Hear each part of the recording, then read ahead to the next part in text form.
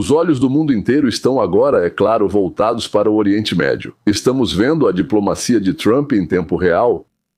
Nós a vimos com a Tailândia, e o Camboja, com a Arábia Saudita, o Kuwait, a Síria, o Bahrein. Nós acompanhamos a Armênia, o Azerbaijão, a Turquia, o Gambito e agora talvez o maior jogo seja o Irã. O cisco no olho do mundo inteiro nos últimos 47, parece anos, reféns. Quantos foram? 444 dias em Teherã. Explosões de navios, ataques a embaixadas, extermínio sangrento de crianças e mulheres em Israel. E depois de 38 dias de bombardeios contínuos, de repente uma pausa. Por quê? A quem isso beneficia? O que isso vai trazer? Os Estados Unidos de jeito nenhum querem que o regime no Irã caia. E que o Irã se torne um Iraque multiplicado por 10. Quando eu digo que caia, não significa que não estamos prontos para uma mudança de regime. Simplesmente desmoronou e tudo foi para o beleléu, com intermináveis conflitos internos, guerras, violências, saques. Mas hoje vamos começar por outro assunto, por aquilo que está deixando toda a América incrivelmente preocupada hoje, sobre a traição de Obama, Comey, Brennan e de outros. Isso não foi deixado de lado pela campanha.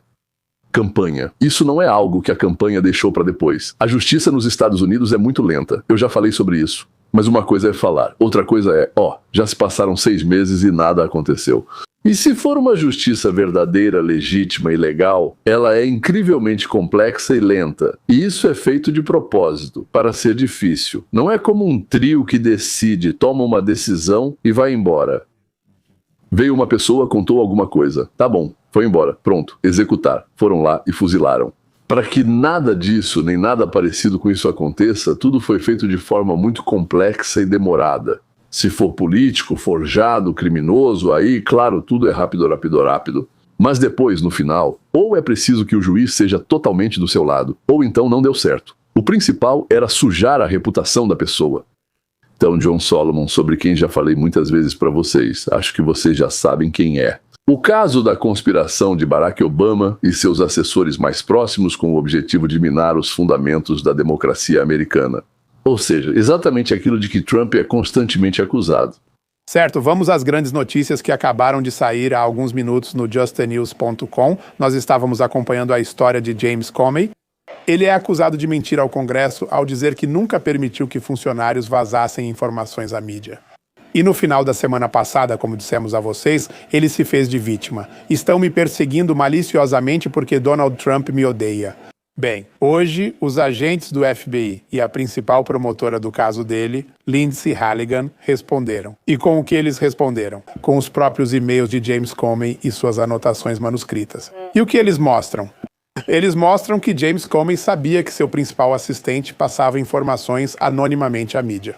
Ele não apenas sabia disso, como escreveu em uma carta pessoal. Bom trabalho, meu amigo. Parabenizando quando Dan Richmond, um de seus principais tenentes, contou o que havia feito com o The New York Times. Um de seus principais tenentes contou a ele o que tinha acabado de fazer com o New York Times. Comey vazava informações para a mídia para difamar o adversário, incluindo Trump, e mentia sobre Hillary e sobre seus crimes. Sim, como mencionado na acusação, essas são as histórias sobre os e-mails de Hillary Clinton.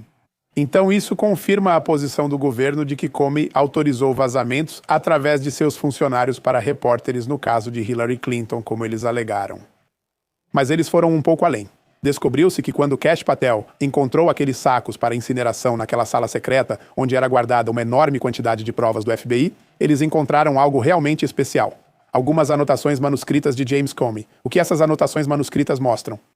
Ele aparentemente estava ciente, em setembro de 2016, de informações de inteligência interceptadas pelos Estados Unidos, de que Hillary Clinton aprovou um plano para associar falsamente a campanha de Donald Trump à Rússia.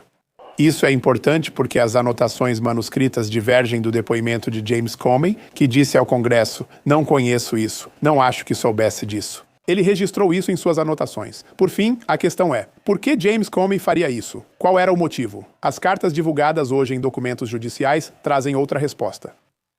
Ele escreveu para Jaden Richmond, seu tenente, que esperava plenamente em breve trabalhar para a presidente eleita Hillary Clinton. Isso está diretamente nos e-mails. Então ele esperava trabalhar para Hillary Clinton e achava que ela ficaria grata pela forma como ele lidou com o caso dos e-mails dela. Opa, essa não é a carta do vitimismo que acho que Comey pretendia jogar. Mas todas essas cartas, documentos judiciais e até anotações manuscritas, nós acabamos de publicar no justanews.com. Você pode conferi-los hoje. Comey, FBI. Então, Escrevia uma coisa para si mesmo, mas sob juramento dizia algo completamente diferente. Aqui está a prova da conspiração. Alerta de notícias, mensagem anterior da Fox News. A diretora de inteligência nacional, Tulsi Gabbard, publicou hoje um relatório sensacional que demonstra uma conspiração do atual presidente Barack Obama e de seus serviços de inteligência com o objetivo de sabotar o presidente eleito Donald Trump, manipular o eleitorado e minar a legitimidade das eleições. Existem provas irrefutáveis que mostram como o presidente Obama e sua equipe de segurança nacional lideraram a criação de uma avaliação da comunidade de inteligência que eles sabiam ser falsa. Eles sabiam que isso promoveria essa narrativa fabricada de que a Rússia interferiu nas eleições de 2016 para ajudar o presidente Trump a vencer, vendendo isso ao povo americano como se fosse verdade, mas não era. Gabbard conseguiu um relatório de inteligência que ficou trancado em um cofre da CIA por quase 10 anos. Os investigadores passaram mais de 2.000 horas investigando como surgiu a farsa russa, entrevistando 20 funcionários da CIA e do FBI. E descobriu-se que o governo Obama falsificou informações de inteligência para que parecesse que Putin e Trump roubaram as eleições. Um mês depois que Trump venceu Hillary, Barack Obama ficou insatisfeito com os relatórios de sua inteligência e ordenou ao diretor da CIA que preparasse uma nova avaliação de como a Rússia interferiu no processo eleitoral. Isso foi um passo extremamente incomum. John Brennan selecionou pessoalmente 5 analistas da CIA para elaborar o relatório e eles foram isolados. Nenhum deles sabia no que o outro estava trabalhando. E apenas um analista era responsável por preparar esse relatório. Não havia nada de comum nisso, e foi um trabalho apressado para ser publicado antes da posse de Trump. Nada foi coordenado com outras agências de inteligência. Na verdade, isso foi fabricado para agradar Barack Obama. Havia 4 elementos-chave daquela avaliação que foram repetidos várias vezes e serviram de base para a farsa russa e a caça às bruxas de Robert Mueller. Primeiro, que Vladimir Putin queria que Donald Trump vencesse.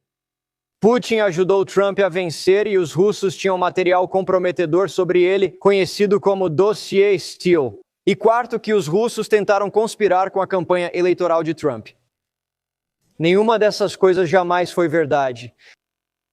Não havia informações de inteligência confiáveis para confirmar essas acusações. Altos funcionários da CIA recusaram repetidamente divulgar essas acusações, mas foram repetidamente forçados pelo diretor da CIA, Brennan, e pelos diretores do Bureau, que insistiram em promovê-las mesmo sem provas verificáveis.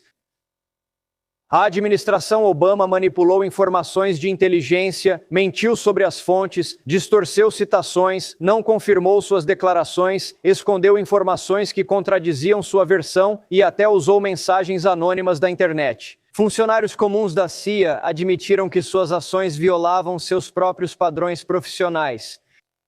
Foi lançada uma forte campanha de pressão que vinha diretamente do topo. Analistas da CIA afirmam que recebiam diretrizes totalmente incomuns de nomeados políticos, do diretor da CIA e do próprio Obama. Assim nasceu essa falsificação russa. Donald Trump sabe que os russos o ajudaram a vencer em 2016. Putin odiava tanto a secretária de Estado Clinton que claramente preferia quem estava concorrendo contra ela. Foi a Rússia que, de maneira muito sistemática, tentou interferir nas eleições e promover as chances de eleição de Donald Trump. Foi uma campanha de desinformação tão maliciosa conduzida contra o povo americano que, em certo momento, 60% dos democratas acreditavam que os russos haviam hackeado nossas urnas eletrônicas para ajudar Trump a vencer a Casa Branca. O que esse relatório realmente mostra é que os russos só queriam criar caos e minar Americans of Democracy. Inteligência confiável indicava que Vladimir Putin não se importava com o vencedor. Ele não tinha preferência clara, mas como muitos, esperava que Hillary vencesse e possuía um dossiê com materiais comprometedores sobre ela que nunca divulgou. Se Putin queria que Trump vencesse, por que não divulgou o material comprometedor? Havia e-mails de altos funcionários do DNC que traziam provas, cito, de problemas psicoemocionais, explosões incontroláveis de raiva, agressividade e euforia. E que a então secretária de Estado, Clinton, supostamente tomava tranquilizantes fortes diariamente. O então diretor da CIA, Brennan, e a comunidade de inteligência interpretaram mal as informações e confiaram em fontes duvidosas e de baixa qualidade para criar uma narrativa fabricada e falsa de que Putin, por assim dizer, tinha uma clara preferência por Trump. Se Clinton usava tranquilizantes como os russos pensavam, por que não divulgaram isso para ajudar Trump?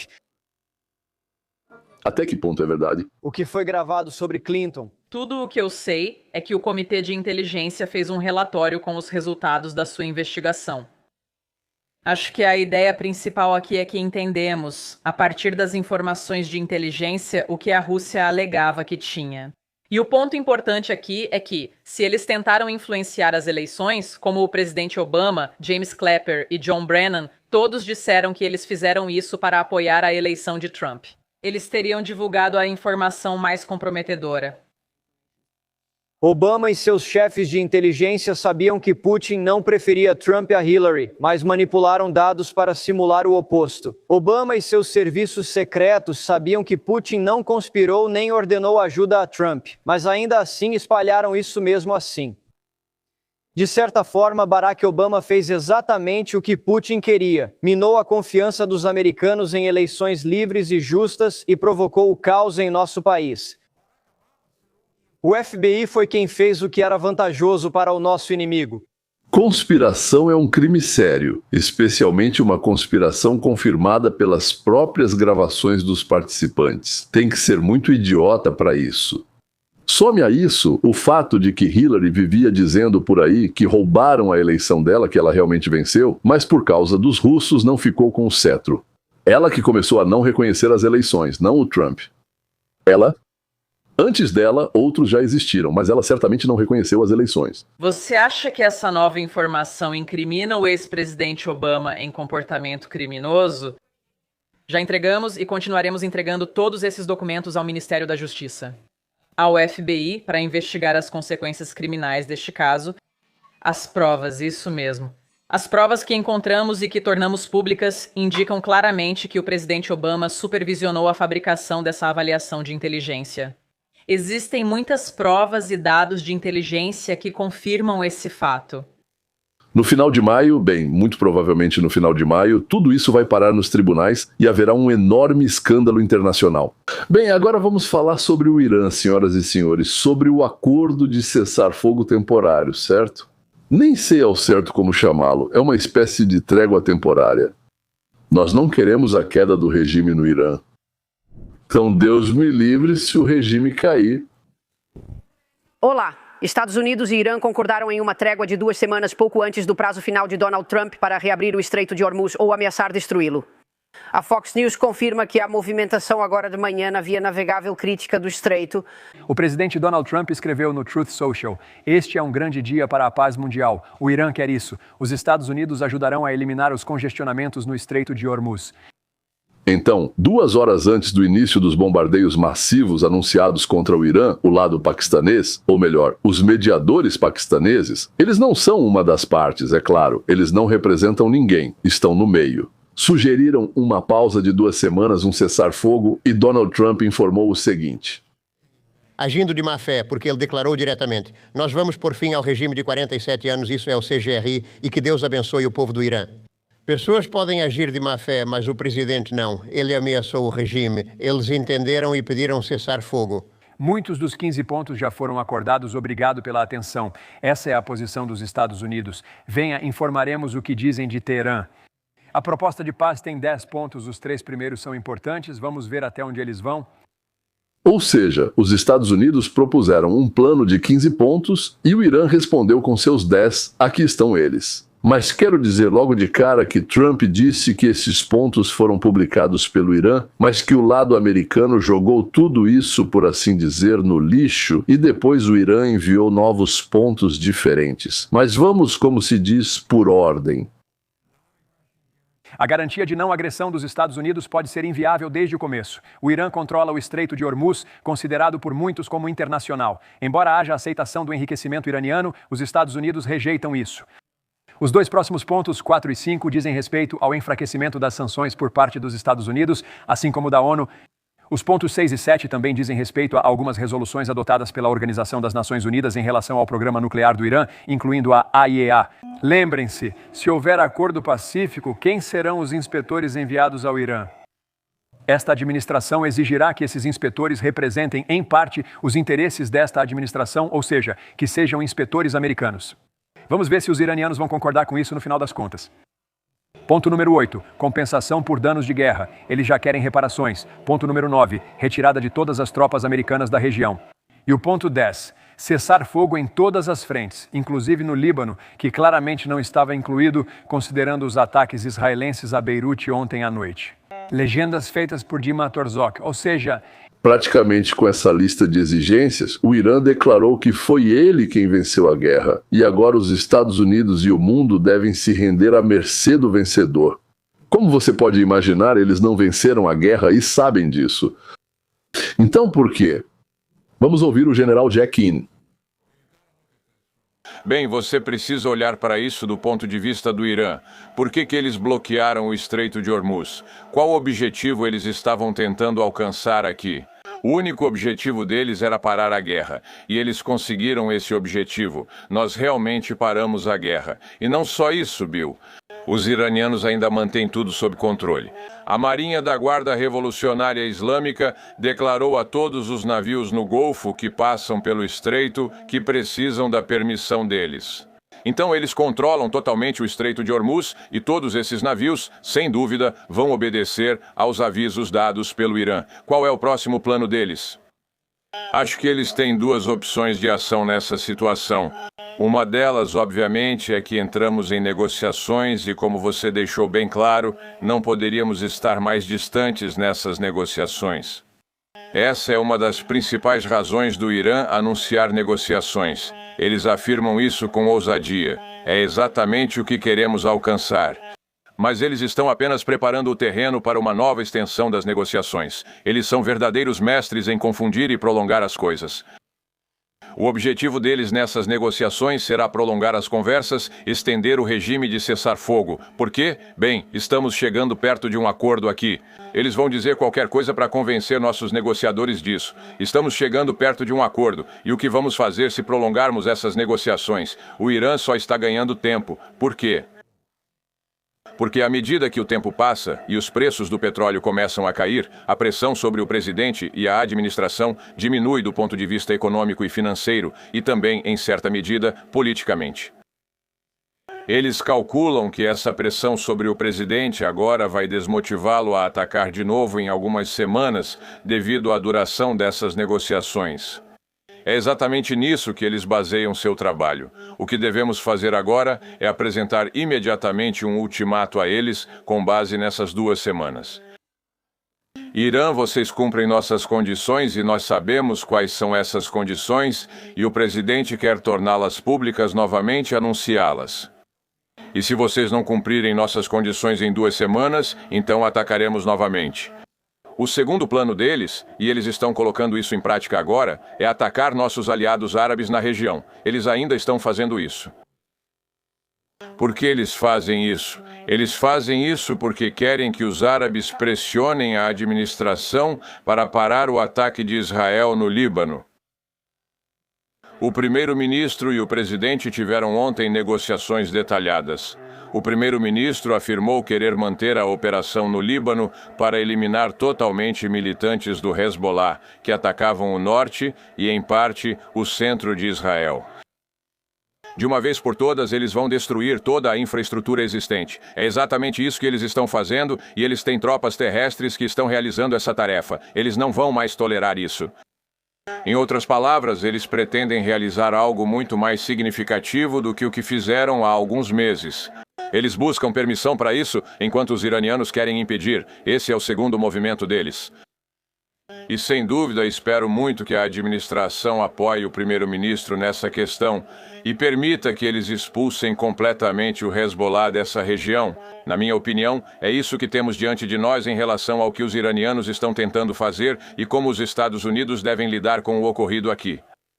O general tem uma visão militar. Já a Casa Branca precisa de uma visão militar e política. Além disso, a Casa Branca tem, eu espero, outros meios de pressão e persuasão que, digamos, os militares não possuem ou não utilizam.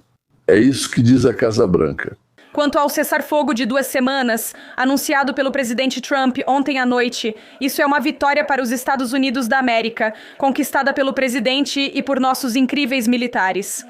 Desde o início da Operação Fúria Épica, o presidente Trump declarou que seria uma operação militar de 4 a 6 semanas para desmantelar a ameaça militar do regime iraniano islâmico radical. Graças às incríveis capacidades dos militares americanos, os Estados Unidos alcançaram e superaram significativamente esses principais objetivos militares em apenas 38 dias. As Forças Armadas dos Estados Unidos destruíram a base industrial de defesa do Irã, esmagando a capacidade do regime de produzir armas que eles e seus fantoches usam para ferir e matar americanos e aterrorizar o mundo.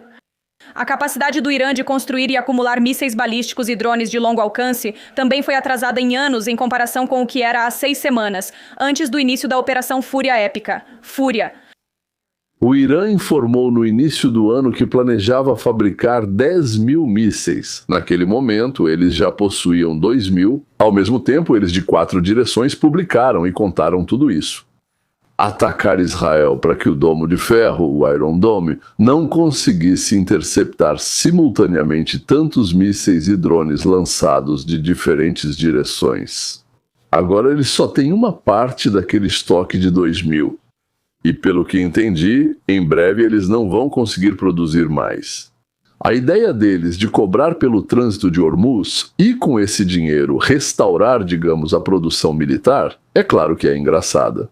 Além disso, cada dia de bombardeio aumenta a necessidade de reconstrução. Novos e novos alvos continuam sendo destruídos.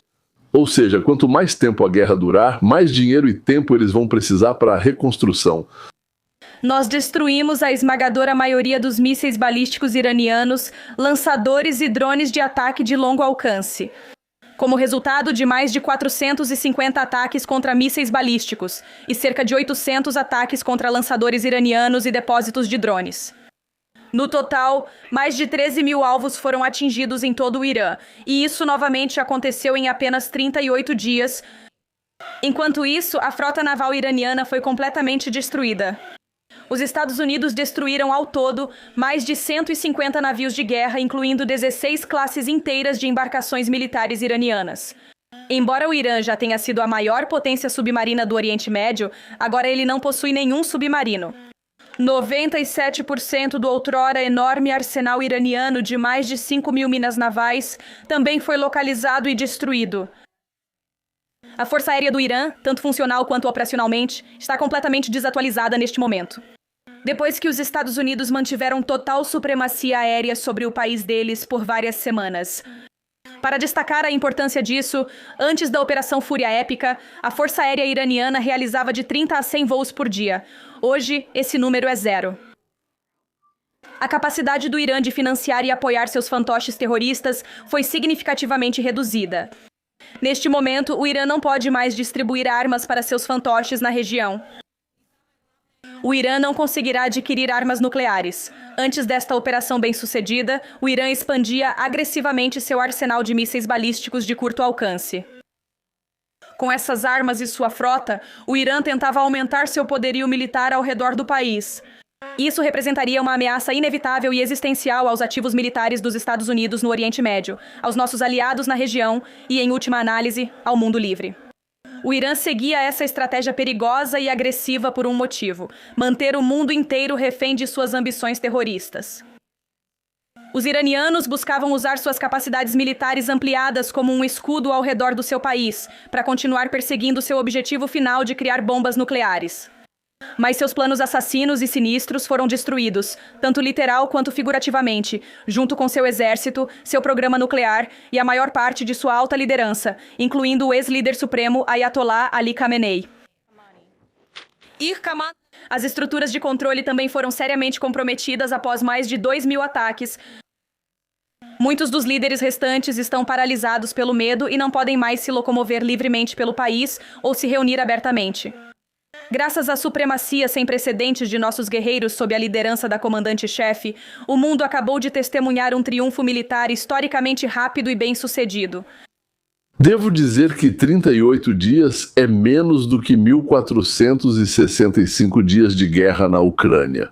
Devo dizer que 38 dias é menos do que 1.465 dias de guerra na Ucrânia. É menos do que 2.194 dias na Segunda Guerra Mundial e menos do que 7.130 dias na Guerra do Vietnã. Essa é a campanha iraniana, senhores, 38 dias. Os esforços valorosos de todos os nossos incríveis militares criaram o maior poder de pressão para o presidente dos Estados Unidos, permitindo que ele e sua equipe de liderança conduzissem negociações difíceis nas últimas semanas. Agora abriu caminho para a solução diplomática e paz duradoura no Oriente Médio. A pressão máxima do presidente e a alavancagem criada pelo sucesso da Operação Fúria Épica levaram o regime iraniano a solicitar e, por fim, aceitar a proposta de cessar-fogo com os Estados Unidos. O Irã não podia mais suportar os bombardeios ou arriscar o que poderia acontecer após o ultimato do presidente Trump ontem às 20 horas. O Irã concordou em abrir o Estreito de Hormuz e, como declarou o presidente, recebemos dos iranianos uma proposta que foi considerada uma base adequada para negociações futuras. Hoje vi muitas informações imprecisas na mídia sobre essas negociações e os planos já existentes, então permita-me esclarecer e corrigir a situação. Os iranianos inicialmente propuseram um plano de 10 pontos que era fundamentalmente pouco sério, inaceitável e foi totalmente rejeitado. Ele foi descartado pelo presidente Trump e sua equipe de negociadores. O começo do fim do Irã. Eu já disse a vocês por que nós, os Estados Unidos e Israel, não podíamos deixar de iniciar a campanha contra o Irã. Agora vou explicar por que ela vai terminar do jeito que precisa, e não do jeito que sonham os globalistas, democratas e islamistas. Juntos, eles tentam construir uma reordenação global islamofascista, chamando isso de socialismo democrático. Achando que, mudando o rótulo, o nome, eles vão nos enganar facilmente. Bom, muita gente, claro, vai cair nisso naturalmente, mas graças a Deus não todos. Deixe-me começar com Victor Davis Hanson, que descreve a situação de forma muito clara. Donald Trump recentemente apresentou o cenário final para o Irã. Como isso vai terminar? Existem 3 cenários. Trump insinuou que pretendia, como Curtis LeMay, bombardeá-los de volta à Idade da Pedra. Ou ele pode agir como na Venezuela, encontrar alguém com quem possa conversar que assuma o papel de governo de transição. Assim, provavelmente terão que ceder às exigências do povo.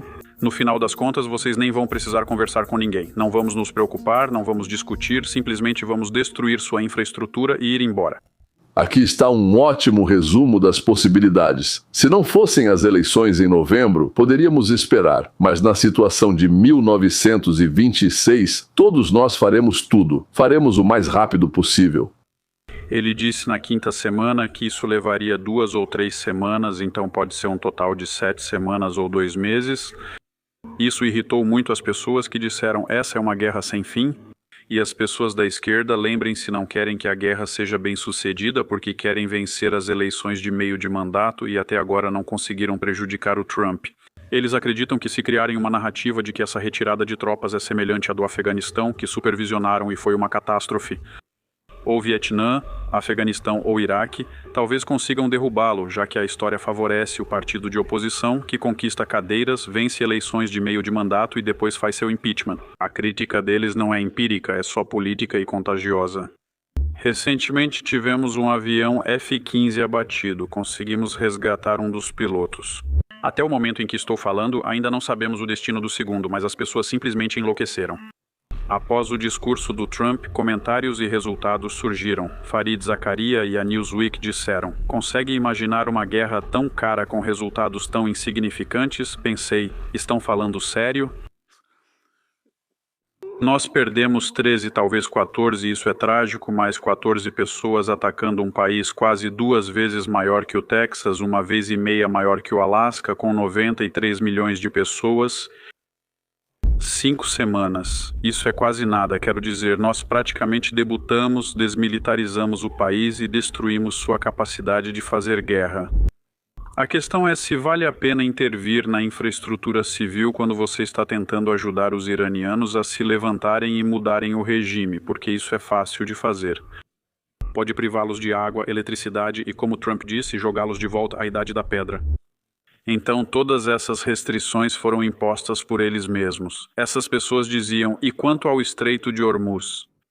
Bem, Donald Trump tinha um bom argumento. Ele disse que os países que o utilizam e precisam dele deveriam vir e patrulhá-lo. Podemos ajudá-los, podemos usar nossos Warthogs ou Apaches ou nossa aviação tática e criar um corredor sanitário do outro lado. Хотите нефть, газ и удобрения? Tudo é muito simples. Tragam os navios e exportem, escoltem-nos ou paguem tributo ao Irã. Bem, como era na Idade Média, sabe? Uma fortaleza no Rio. Tributo ao barão ou ao príncipe local. Se alguém acha que o Irã nunca pensou, antes mesmo dos Estados Unidos, em controlar a passagem de navios pelo Estreito de Hormuz, então leia um pouco de história. Em 1980, o Irã minou e atacou navios no Estreito. Em 1982, fecharam completamente. Aliás, nos últimos 30 anos, ameaçaram diariamente o mundo dizendo que iriam atirar em petroleiros. E em 2020 fizeram isso. Mas neste momento, na cabeça dos leitores e até dos jornalistas, há uma completa confusão. O Irã diz que eles propuseram 10 pontos que, na verdade, a Fox mostrou para todos nós. Eu mostrei isso para vocês.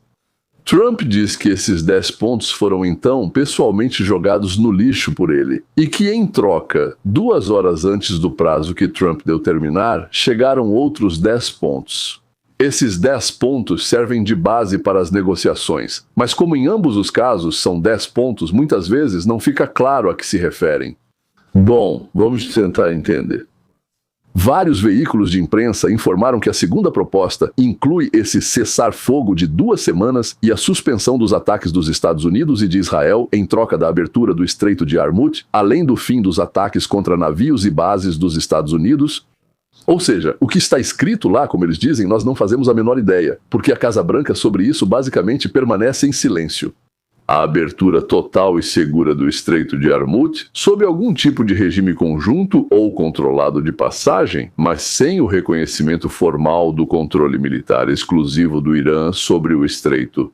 Isso, claro, é diferente da versão pública iraniana. Segundo, garantia de não agressão, ou seja, os Estados Unidos encerram a guerra contra o Irã e não realizam ataques preventivos desde que os acordos sejam cumpridos. Ou seja, se os acordos forem cumpridos, há paz. Se não forem cumpridos, então, como se diz, bem, se você não faz, então eu também não vou fazer. Em seguida,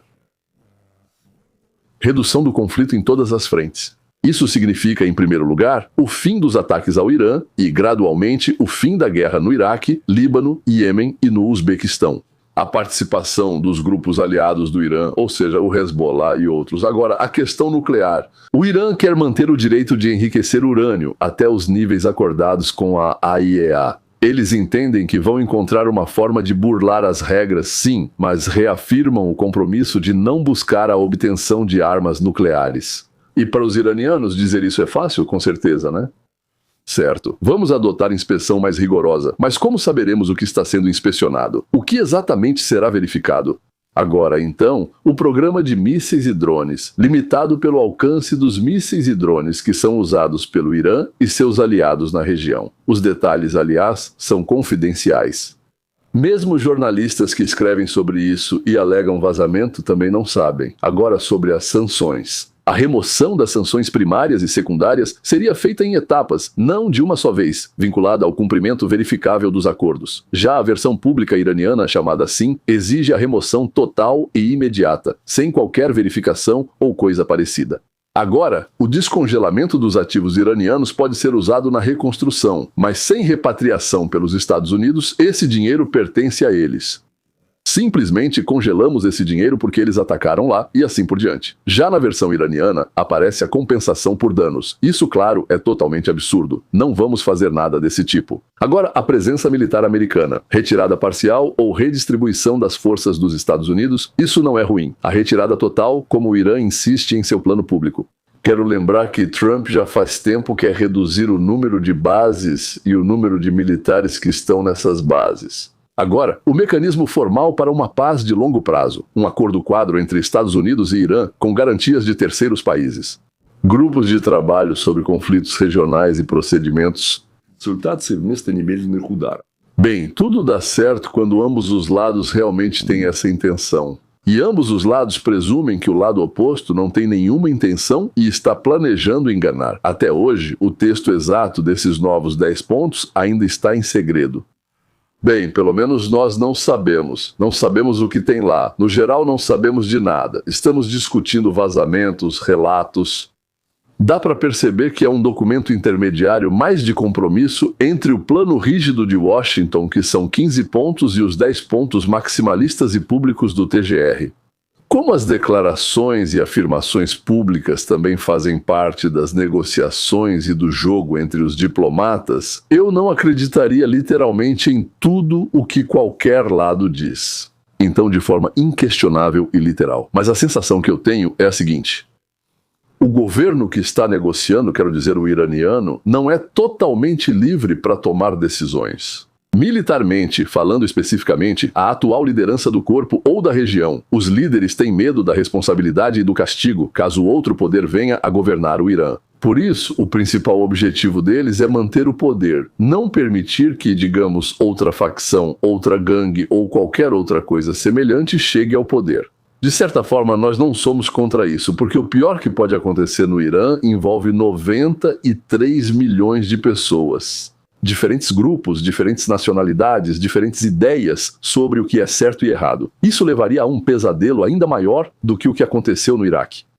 Quando o poder lá caiu, desmoronou, desapareceu. Por isso, os Estados Unidos gostariam que no Irã se formasse aquilo que hoje chamamos de variante venezuelana. Ou seja, o poder estatal não se desintegraria, mas continuaria funcionando para que o país não mergulhasse no caos. Para que a polícia atuasse, para que os guardas de fronteira trabalhassem, para que o abastecimento continuasse, para que houvesse água e os problemas fossem resolvidos e assim por diante. E bem, os Estados Unidos, claro, querem que o Irã pare de apoiar organizações terroristas, pare de controlar o Estreito de Hormuz e, digamos, no cenário máximo, entregue aos Estados Unidos o controle sobre a venda de petróleo, ou seja, algo como a Venezuela. As partes não confiam uma na outra e por isso têm medo de armadilhas e enganos, ainda mais porque os negociadores ainda terão que superar uma posição significativamente mais agressiva dos líderes militares e religiosos. Se formos prever claro, os Estados Unidos não vão investir dinheiro para reconstruir o Irã, a menos que depois possam participar da exploração do local. Então, acho que será como fizemos com a Ucrânia. Deem-nos esse pedaço ou nos deem o contrato, e nós vamos investir nosso dinheiro e atrair dinheiro internacional. Os Estados Unidos também não vão retirar todas as bases do Oriente Médio, e Israel não vai tolerar terroristas perto de sua fronteira. Então, o futuro parece o seguinte: se Trump e sua equipe conseguirem, eles vão criar incentivos suficientes para aqueles que realmente decidem o futuro do Irã. Se os iranianos acreditarem que Trump é um maluco e pode iniciar outra guerra se as negociações falharem, teremos cerca de 10 anos de paz no Oriente Médio. E se nesses 10 anos acontecerem mudanças internas no próprio Irã, então talvez, de um inimigo ferrenho de Israel e dos Estados Unidos, o Irã possa se tornar, como era na época do Shah, um amigo, ou talvez até um aliado melhor. O melhor amigo de Israel e dos Estados Unidos da América. Então, hoje tudo depende de quais incentivos, quais recompensas, quais benefícios serão oferecidos. Kushner, Witkoff e Trump poderão oferecer aos criminosos iranianos algo que torne mais vantajoso para eles parar de cometer crimes do que continuar com o comércio e o desenvolvimento. Porque, veja, quando eles cometem crimes, entram em guerras e tudo mais, eles recebem cargos e assim eles podem conseguir iates e vilas em algum litoral italiano ou em qualquer outro lugar que eles mais gostem. Talvez até em Hormuz, não sei se lá é bom para descansar. Mas de qualquer forma, senhoras e senhores, é interessante que os primeiros navios partiram, parece que por assim dizer, sempre sim, mais uma coisa, sempre, sempre, sempre no início da trégua. Sempre tem alguém que atira, alguém que não acredita, alguém que manda, alguém que faz alguma coisa. Ou seja, algumas coisas vão acontecer que podem parecer violações, mas não é necessariamente o caso. Talvez tenham violado, ou talvez sejam só caras ousados que não conseguem parar. E se realmente tudo isso vem das autoridades que podem decidir alguma coisa no Irã, então agora teremos 2 semanas de pausa. Bem, para Israel não haverá pausa, porque Israel vai direcionar, claro, todas as suas ações contra o Hezbollah. E vai tentar rapidamente nessas 2 semanas se livrar de todos que puder lá. Então, de qualquer forma, vamos acompanhar, ficar de olho nas notícias e, como se diz, prender a respiração. É isso. Até logo.